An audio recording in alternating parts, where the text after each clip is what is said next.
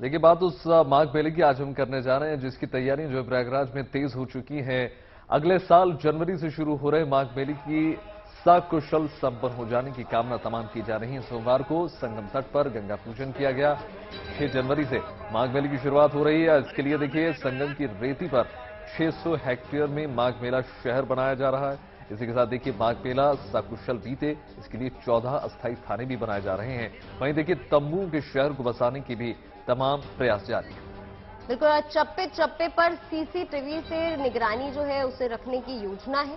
CM योगी खुद मेले की तैयारियों का जायजा ले रहे हैं, ये बहुत बड़ी बात है। मेले की तैयारियों के लिए 2 एसडीएम की तैनाती भी की गई है।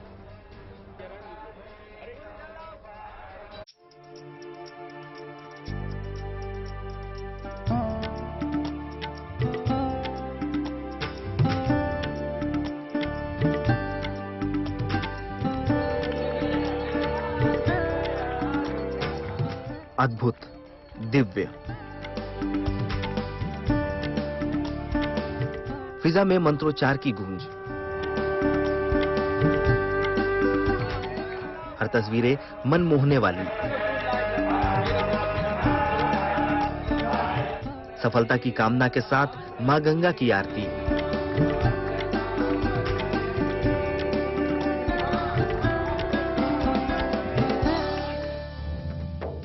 जैसे जैसे माघ मेले का समय नजदीक आ रहा है, वैसे वैसे उससे जुड़ी तैयारियां जोर पकड़ रही हैं। तस्वीरें प्रयागराज के संगम घाट की है, जहां माघ मेला सकुशल संपन्न होने के लिए अफसरों के साथ साथ साधु संतों का जुटान हुआ। इस दौरान यहां वैदिक मंत्रोच्चार के बीच मां गंगा का दूध, दही समेत पंचामृत से अभिषेक किया गया। भव्य आरती के साथ मां गंगा का पूजन किया गया। मां गंगा से माघ मेला को बिना किसी बाधा से संपन्न कराने की कामना करते हुए आशीर्वाद मांगा गया। देखिए, ये वैदिक परंपरा है। जो माँ भगवती त्रिपथ गामिनी माँ भगवती त्रिवेणी से प्रार्थना की जाती है कि हमारा जो माघ मेला कल्पवास जो शुरू हो रहा वो सकुशल मंगल में व्यतीत हो। इसके लिए माँ भगवती से प्रार्थना की जाती है किसी तरह की मेले में कोई त्रुटियां न हो। भगवती उन सभी विपत्तियों से हमें बचाए और कुंभ को कल्पवास को माघ मेले को सकुशल मंगल में व्यतीत करे, इसके लिए प्रार्थना की जाती है। दरअसल संगम नगरी प्रयागराज में पौराणिक महत्व वाला माघ मेला सदियों से लगता आ रहा है। मेला शुरू होने से पहले गंगा पूजा करने की परंपरा रही है। गंगा पूजन के बाद माघ मेले की तैयारियां तेज हो जाती हैं। इस बार 6 जनवरी से माघ मेला शुरू हो रहा है। 6 जनवरी को पौष पूर्णिमा, 14 या 15 जनवरी को मकर संक्रांति, 21 जनवरी को मौनी अमावस्या, 26 जनवरी को बसंत पंचमी, 5 फरवरी को माघी पूर्णिमा, 18 फरवरी को महाशिवरात्रि के स्नान के साथ ही माघ मेला समाप्त हो जाएगा। लोगों ने मां गंगा से प्रार्थना की है, मां त्रिवेणी से प्रार्थना की है कि जो हमारा ये माघ मेला हो बहुत ही सुगम हो, स्वच्छ हो। और इस साल जो हमारा माघ मेला होने वाला है 6 सेक्टर में डिवाइड होगा। हर सेक्टर में हमारे एक सेक्टर मजिस्ट्रेट लगेंगे, उनके साथ पुलिस की अपनी टीम रहेगी। और इस बार हम लोगों ने व्यवस्था की है कि हर सेक्टर में जो होगा, जैसे कि पहले सुविधाएं मिलती थी, एक सैनिटाइज हुआ करती थी, लेकिन हम लोगों ने इस बार सारी सुविधाओं को सेक्टर वाइज कर दिया है। जो भी साधु महात्मा होंगे उनके सेक्टर में उनको सारी सुविधाएं मिल जाएंगी। उनको किसी तरह से किसी व्यक्ति के पीछे परेशान नहीं होना पड़ेगा। सीएम योगी ने इस बार माघ मेले को 2 साल बाद होने वाले कुंभ के रिहर्सल के तौर पर आयोजित करने का निर्देश दिया है। लिहाजा इस बार मेले की तैयारियों के लिए प्रशासन भी हर माकूल व्यवस्था करने में जुटा हुआ है। Pankaj Srivastava, Prayagraj, good news today.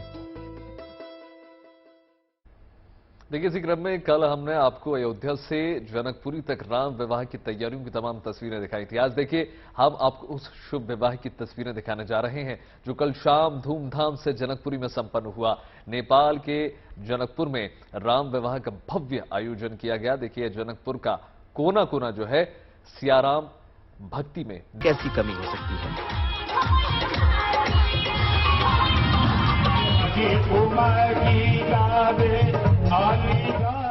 अब इस तस्वीरों को देखिए। भगवान श्री राम और माता सीता के विवाह से जुड़ी सारी रस्में पूरे विधि विधान के साथ निभाई जा रही हैं।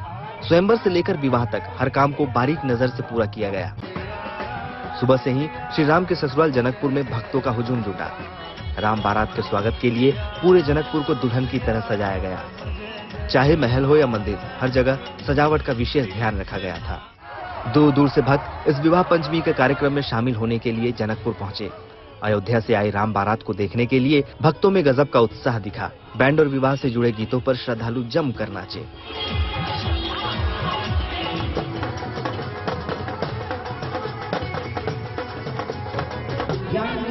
विवाह से जुड़ी सभी रस्मों को शुभ मुहूर्त के हिसाब से संपन्न कराया गया। राम विवाह के इस भव्य और दिव्य आयोजन से जनकपुर से लेकर अयोध्या तक श्रद्धालु भक्ति के रंग में नजर आए। अयोध्या से शिल्पी सेन के साथ Ganesh S, Janakpur, Nepal, good news today. Varanasi नगर निगम स्वच्छता के लिए विशेष अभियान चलाने की तैयारी कर रहा है। इस खास मिशन का मकसद है काशी को स्वच्छ बनाना, जिसके तहत नगर निगम ने तैयारी कर ली है। अब अगर वाराणसी या फिर मां गंगा में गंदगी करते हुए पकड़े गए तो आपकी खैर नहीं।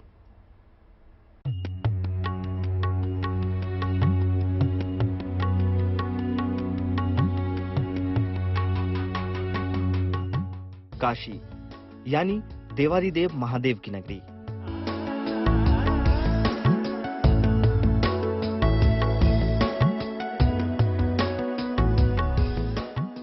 बाबा विश्वनाथ की वो वाराणसी जिसका अस्तित्व भगवान शिव के संकल्प पर टिका है।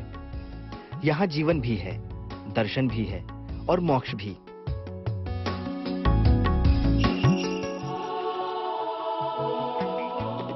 काशी विश्वनाथ शिव भक्तों के लिए ऐसा ही महातीर्थ है।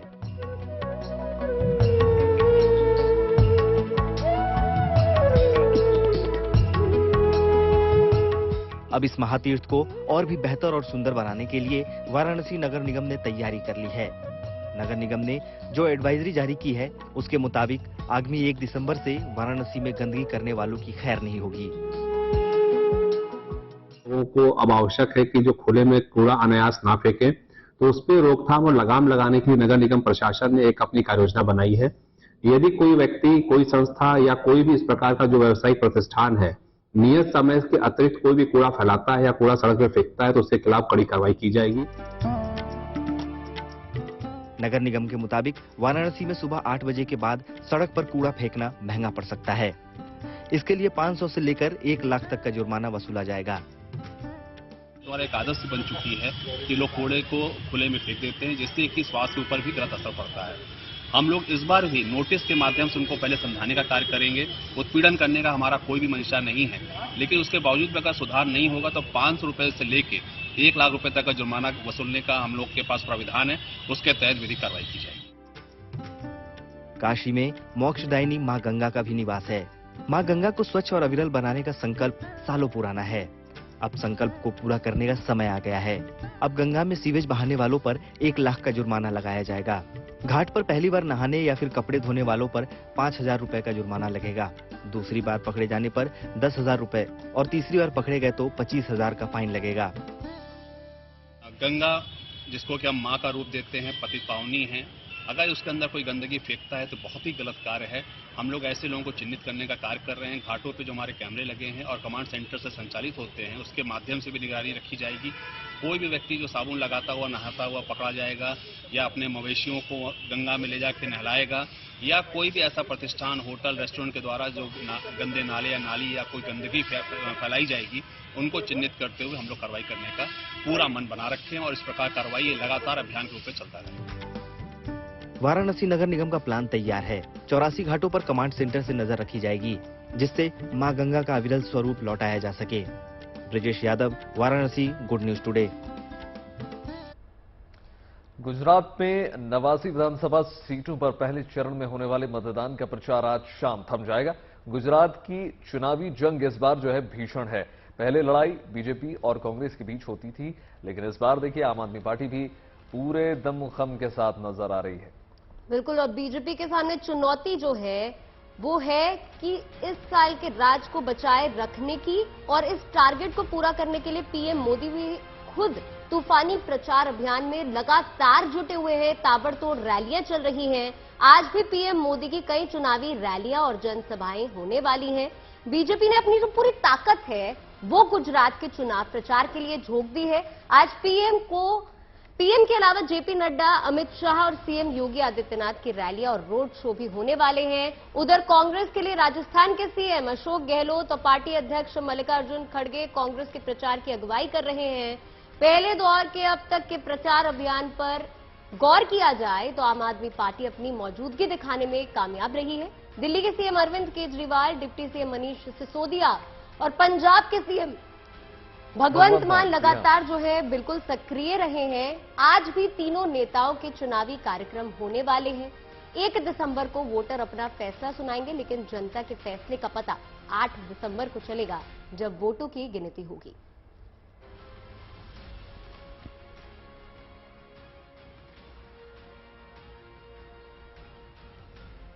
एक फिल्म का देखिए बहुत मशहूर डायलॉग है, मूछें हों तो नत्थूलाल जैसी। सालों पुराने इस डायलॉग की गूंज गुजरात विधानसभा चुनाव में भी सुनाई दे रही है, लेकिन यहां जिक्र जो है नत्थूलाल की मूंछों का नहीं हो रहा, बल्कि मगनलाल की मूंछों का हो रहा है। देखिए।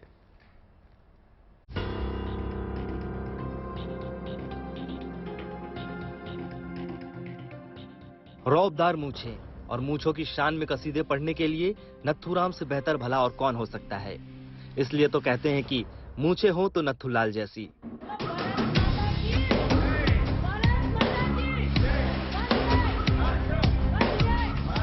लेकिन जनाब, ये फिल्मी जुमला अब हुआ पुराना। अब बदल गया है जमाना, और जब मौसम चुनाव का हो तो इस डायलॉग पर भी चुनावी रंग चढ़ना लाजमी है। गुजरात के चुनावी माहौल में जहां हर उम्मीदवार अपने अपने स्तर पर मतदाताओं को रिझाने में लगे हैं, स्टार प्रचारकों का दौर चल रहा है। वहां एक उम्मीदवार ऐसा भी है जो चुनाव लड़ने से ज्यादा अपनी मूंछों को लेकर चर्चा में है। जी हां, हम जिस उम्मीदवार की बात कर रहे हैं उनका नाम मगनलाल सोलंकी है, और वो गुजरात के हिम्मतनगर विधानसभा सीट से अपनी किस्मत आजमा रहे हैं। मैं जनता की सेवा करना चाहता हूँ। मैं आर्मी में 30 साल सर्विस करके आया हूँ और मैं देश की सेवा किया है बॉर्डर ऊपर। वैसे मैं जनता की सेवा करना चाहता हूँ। गांव-गांव जाकर चुनाव प्रचार कर रहे मगनलाल की मूंछ करीब 2.5 फीट लंबी है। इन्हें संवारने के लिए मगनलाल को करीब 1 घंटे का समय लगता है। मगनलाल ने 27 साल तक सरहद पर देश की सेवा की है। वो करगिल युद्ध का हिस्सा भी थे और कश्मीर में भी पोस्टेड रहे हैं। अब एक बार फिर वो देश सेवा करने के लिए चुनावी मैदान में कूदे हैं, और उन्हें यकीन है कि उनकी ये मूंछें जीत दिलाएंगी। शायद यही वजह है कि वो जहां भी वोट मांगने जाते हैं, लोग बस यही कहते हैं कि मूंछें हो तो नत्थूलाल, नहीं तो मगनलाल जैसी। हसमुख पटेल, सवरकांठा, गुड न्यूज टुडे। देखिए, चुनाव के दौरान उम्मीदवार वोटरों को रिझाने के लिए अलग अलग तरीके जो है वो अक्सर अपनाते हैं। आपने देखा होगा, राजकोट ईस्ट विधानसभा से आम आदमी पार्टी के उम्मीदवार ने भी कुछ ऐसा ही अनूठा तरीका अपनाया है जिससे आम लोगों को रिझाया जा सके। क्या है ये उम्मीदवार का ये अनोखा तरीका, देखिए इस रिपोर्ट में।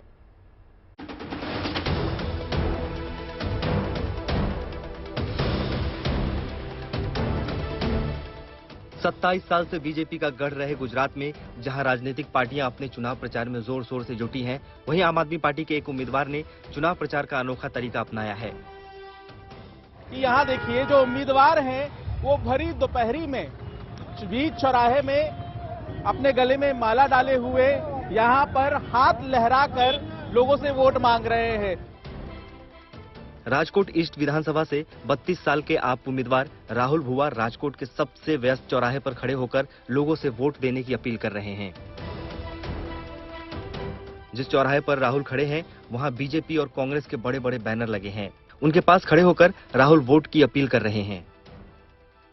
हमने 4 बार डोर टू डोर कैंपेन कर लिया है। आम आदमी पार्टी के कार्यकर्ता का सबसे अच्छा प्रचार और लोगों के पहुंचने का तरीका डोर टू डोर कैंपेन है, तो 4 बार कर लिया है।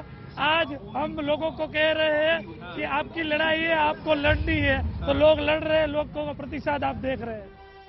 राहुल को उम्मीद है कि आम लोगों को उनके चुनाव प्रचार का तरीका पसंद आएगा और गुजरात में दिल्ली और पंजाब जैसे नतीजे आएंगे। देखना होगा कि ये जो अनोखा तरीका है आम आदमी पार्टी उम्मीदवारों का, जनता से उन्हें कनेक्ट करने में कितना सफल हो पाता है।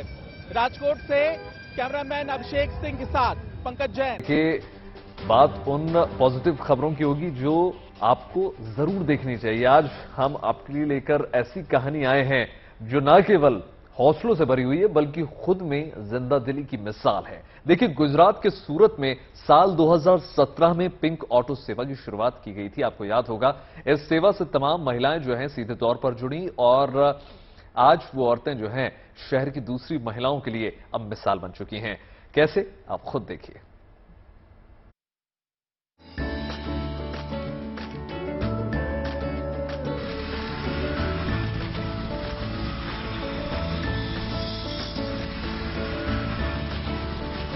हम अगर चाहें ना तो बदल सकते हैं।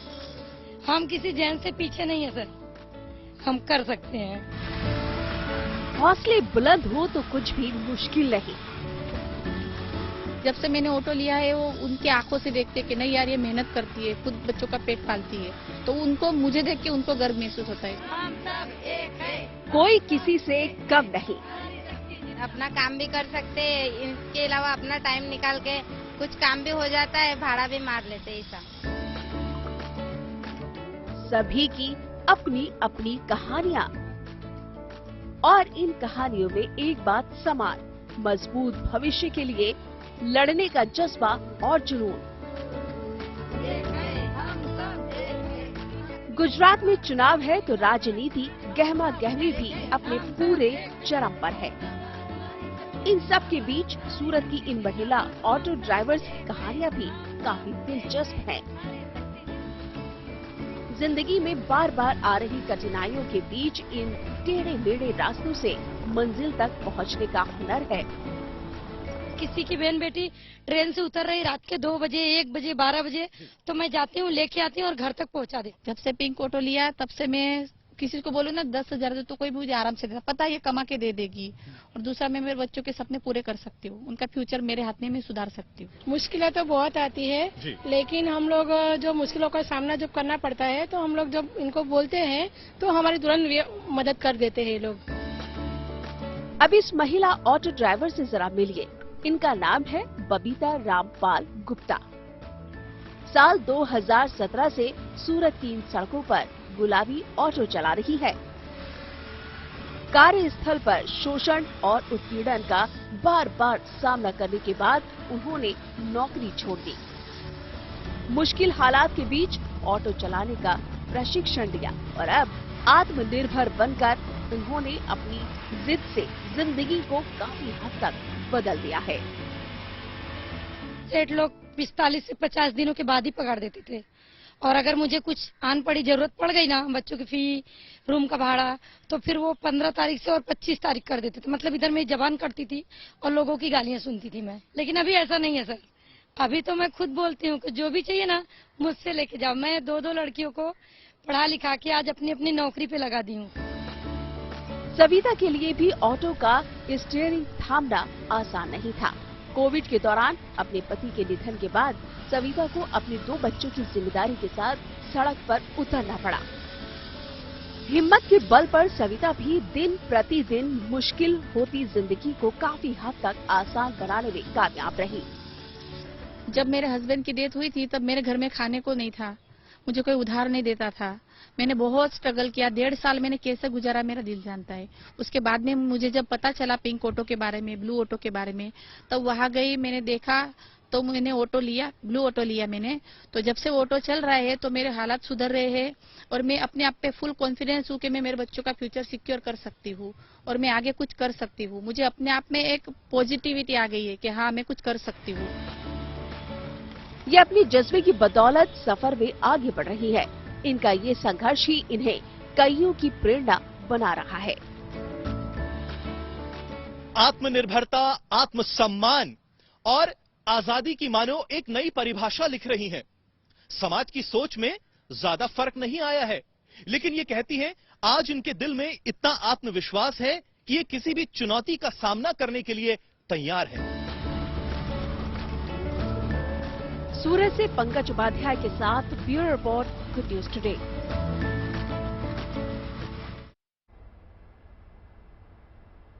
अब आगे बढ़ते हैं और बात करते हैं जम्मू कश्मीर की, जहां आतंकवाद और रूढ़िवादी सोच को दरकिनार करके बेटियों को उड़ान के लिए नए पंख मिल गए हैं, जिसकी बदौलत ये खिलाड़ी क्रिकेट में अपना लोहा मनवा रही हैं और दूसरी बेटियों के लिए भी प्रेरणा बन गई हैं।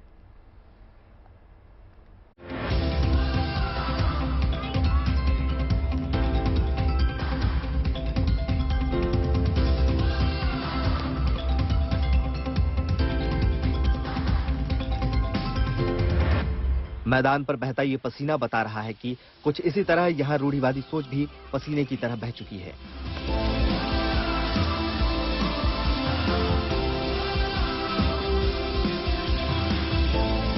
क्रिकेट के मैदान में ये कश्मीर की शेरनियों की दहाड़ है, जो हर मुश्किल, हर सवाल को दरकिनार कर मैदान में उतर आई हैं, अपने बल्ले से जादू दिखाने।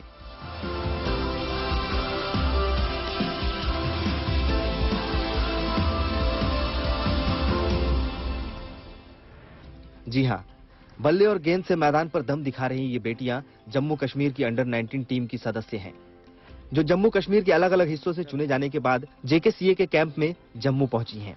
दहशतगर्दी और आतंकवाद से जूझ रहे घाटी में मानो इन लड़कियों को खुला आसमान मिल गया है, जहां से अपने टैलेंट का दम दिखा सकती हैं, और इसमें उन्हें अपने परिवार का भी पूरा साथ मिल रहा है। प्राउडली बोलूँ क्योंकि मैं एक मुस्लिम कम्युनिटी से हूँ और जम्मू में होके गुज्जर फैमिली से हूँ, और मुझे बहुत प्राउड फील हो रहा है कि मेरी फैमिली ने इतना सपोर्ट किया, मुझे क्रिकेट में लाए। बिकॉज मेरे जो भाई है वो क्रिकेट में खेलते थे, तो उन्होंने मुझे बहुत सपोर्ट किया मुस्लिम कम्युनिटी में होके।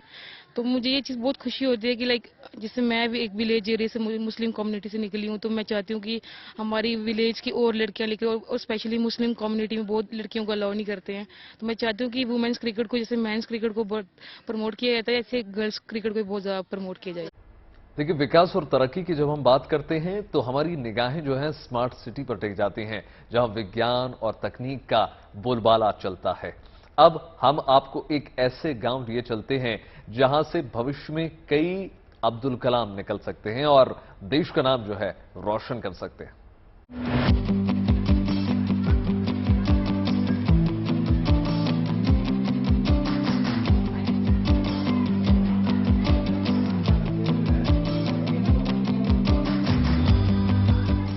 अंतरिक्ष का ये संसार उतर आया है यूपी की धरती पर।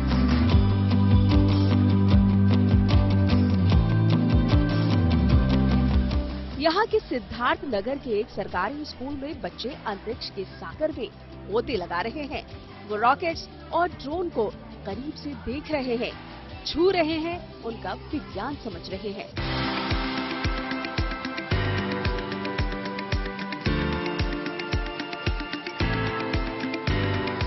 जी हाँ, इस स्कूल में अनोखी स्पेस लैब बनाई गई है। इस लैब में ड्रोन, रॉकेट से लेकर सैटेलाइट और प्लेन के ऐसे अद्भुत मॉडल हैं जो बच्चों में स्पेस साइंस के लिए रुचि पैदा कर रहे हैं। बच्चों में इन्हें लेकर जबरदस्त उत्साह दिखाई दे रहा है। ड्रोन उड़ाए हैं हम, हो सकता है कि आपके सामने भी हम उड़ा सकते हैं। हम उड़ाए, हमें उड़ाना आता है। सौर मंडल के बारे में जानकारी थी, पर इसके बारे में जानकारी हमें नहीं थी। जब से ये लैब लगा विक्रम साराभाई स्पेस लैब, तभी से हमको ये जानकारी मिली है। व्योमिका स्पेस एकेडमी के सहयोग से यहाँ इस स्पेस लैब का सपना साकार हो सका है। एकेडमी ट्रेनर बच्चों को स्पेस, वायुसेना और रॉकेट के बारे में जानकारी देते हैं और बताते हैं कि ड्रोन और एयरक्राफ्ट कैसे काम करते हैं और कैसे उड़ते हैं। सबसे बड़ी जो बात है वो सबसे बच्चों को जो बताई जा रही है यहाँ पर कि उनको सौरमंडल के बाहर की जो चीजें, जैसे आपकी आकाशगंगा है ना, उसमें रहने वाले जो अलग अलग सौरमंडल है उनके बारे में जानकारी दी जा रही है। फिर टेलीस्कोप की मदद से उनको सूर्य के दर्शन या फिर चंद्रमा दिखाया जा रहा है। उधर उनको पता चले कि किताबों के बाहर, किताबों में जो अभी तक वो सूर्य देख रहे हैं, चंद्रमा देख रहे हैं, उससे कहीं अलग वो दिखता है। और ड्रोन को उड़ाना सिखाया जा रहा है यहाँ पे, तो दैट वो ड्रोन पायलट बन सके बड़े होके। इस लैब की मदद से बच्चों को इसरो का इतिहास भी बताया जा रहा है। यहाँ 1980 से लेकर 2030 तक इसरो के हर एक मिशन की जानकारी दी जा रही है।